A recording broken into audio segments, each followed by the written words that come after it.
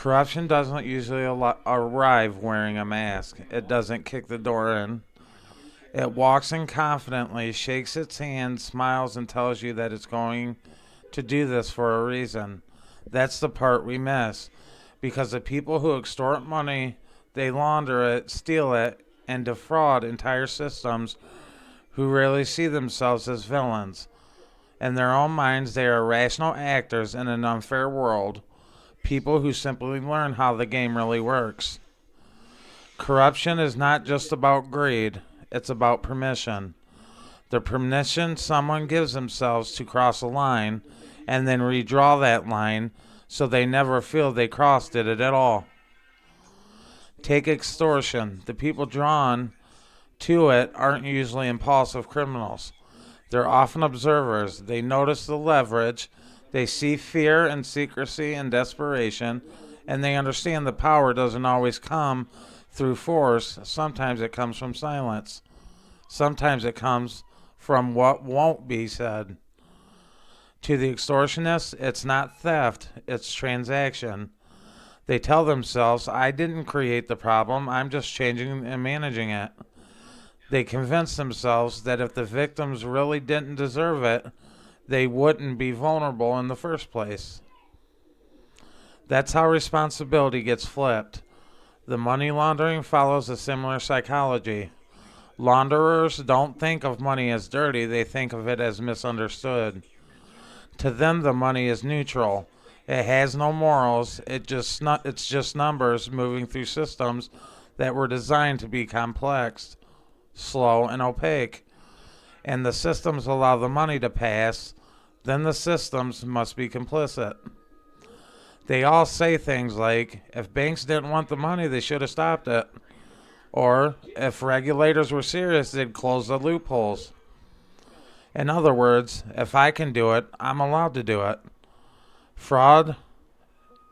Though fraud is there, the stories get really polished. Fraudsters often are persuasive, disciplined, and deeply convinced of their own narratives. They don't wake up thinking, I'm going to destroy lives today. They wake up thinking, I'm smarter than everyone else in the room. They believe they see patterns others don't, and they believe they're ahead of the curve. They believe the rules are written for slower people, and when the fraud works, when the money flows, and when the praises come, then trust is reinforced. It becomes proof, not proof of wrongdoing, but proof of righteousness. This is where Bernie Madoff matters. Madoff didn't present himself as a gambler or a hustler. He presented himself as stability, predictability, safety.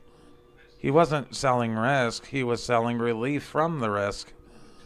And when everyone collapsed, his explanations weren't wild or theoretical. They were disturbingly mundane. He talked about the pressure, about the expectations, and about not wanting to disappoint people. He framed his actions as not as ambition, but as obligation, and that's important. Because many large-scale fraudsters justify their actions as temporary solutions, that's just never ended. Never ended. I just needed time, they say. I planned to fix it. I thought the market would turn. They tell themselves they're borrowing from the future, and they tell themselves they're protecting people from panic. They tell themselves the truth would cause more harm than the lie. And slowly the lie becomes the system. What ties extortionists, launderers, and fraudsters together isn't just money, it's detachment, a gradual emotional distancing from consequences. The numbers get bigger, the victims get more abstract, and the responsibility feels more diluted. They don't see faces, and they see spreadsheets. They don't see lives, they see outcomes.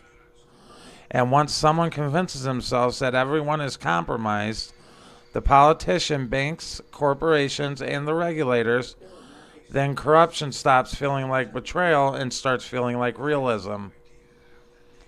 I'm not worse than anyone else. I'm just honest about it if it works and how it works. That belief is the most dangerous part because corruption doesn't require bad people. It requires people who believe morality is optional when success is on the line. And the final irony, most of them don't think they got away with anything. They think they were scapegoated. They think they would. The world is hypocritical for punishing the behavior it quietly rewards. And corruption thrives in the gaps between what we condemn publicly and what we tolerate privately. Until that gap closes, until that gap closes, there will always be someone ready to step into it, smiling confident and fully prepared to explain why they had no choice at all. Thank you.